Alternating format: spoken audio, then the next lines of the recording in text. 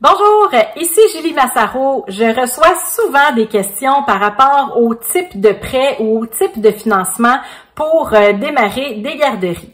Donc, voici sans plus tarder, en fait, tout dépendant du type de garderie que vous souhaitez démarrer, on va parler de financements qui sont complètement différents.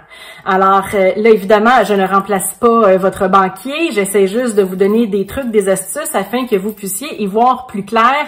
C'est sûr que je vous suggère très fortement de vous référer directement à votre institution financière pour pouvoir obtenir plus de détails par rapport au financement.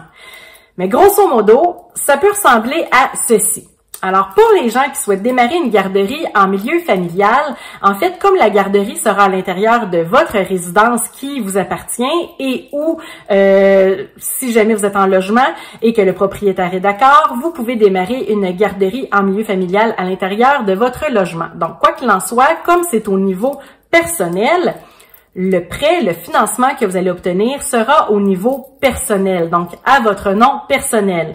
Là, ici, on peut parler de prêt personnel, on peut parler de marge de crédit.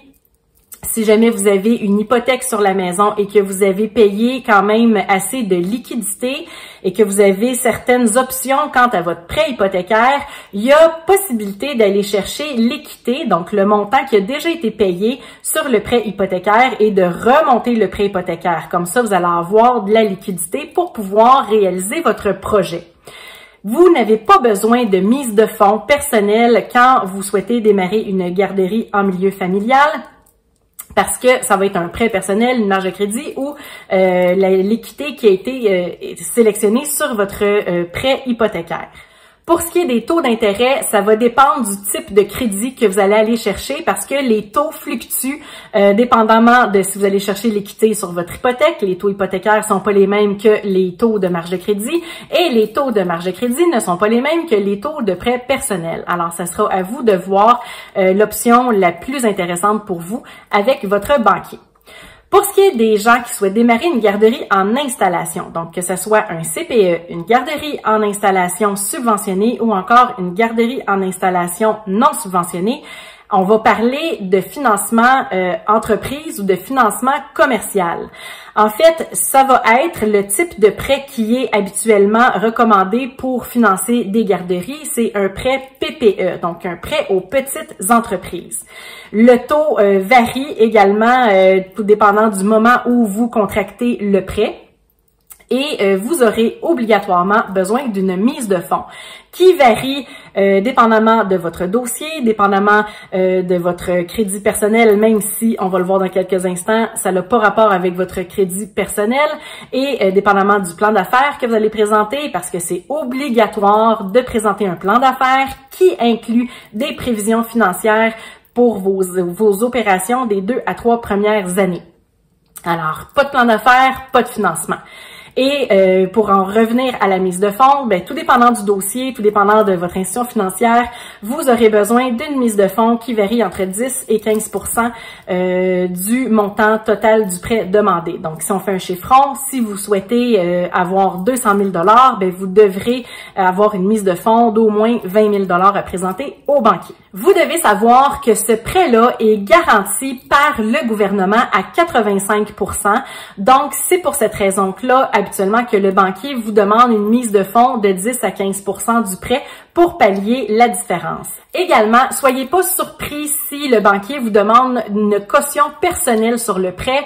En fait, le prêt va être au nom de votre garderie, donc votre garderie, elle est encore une bébé entreprise.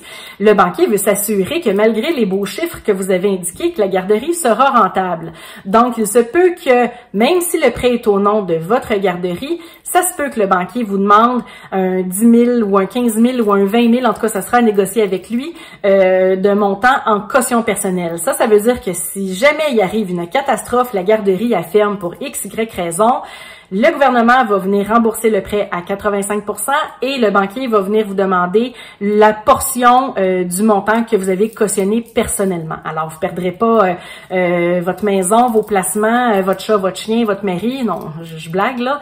Mais en fait, vous allez devoir payer peut-être juste la portion que vous avez cautionnée et non le prêt en entier. Justement, même si le prêt va être octroyé au nom de votre garderie, comme c'est vous qui êtes le propriétaire de cette garderie-là et ou les autres actionnaires qui sont dans le projet avec vous, c'est sûr et certain que le banquier va vérifier votre dossier de crédit personnel afin de s'assurer que vous avez une bonne cote de crédit et de s'assurer que vous avez des bonnes habitudes de paiement pour évidemment s'assurer que vous allez rembourser le prêt à court et moyen terme. J'espère que vous avez trouvé des explications dans cette vidéo-ci. N'hésitez pas à la partager à des gens qui sont en démarrage de garderie.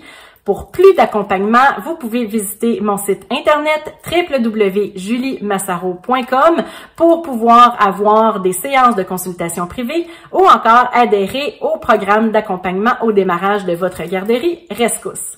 Ici Julie Massaro qui vous dit merci et à bientôt!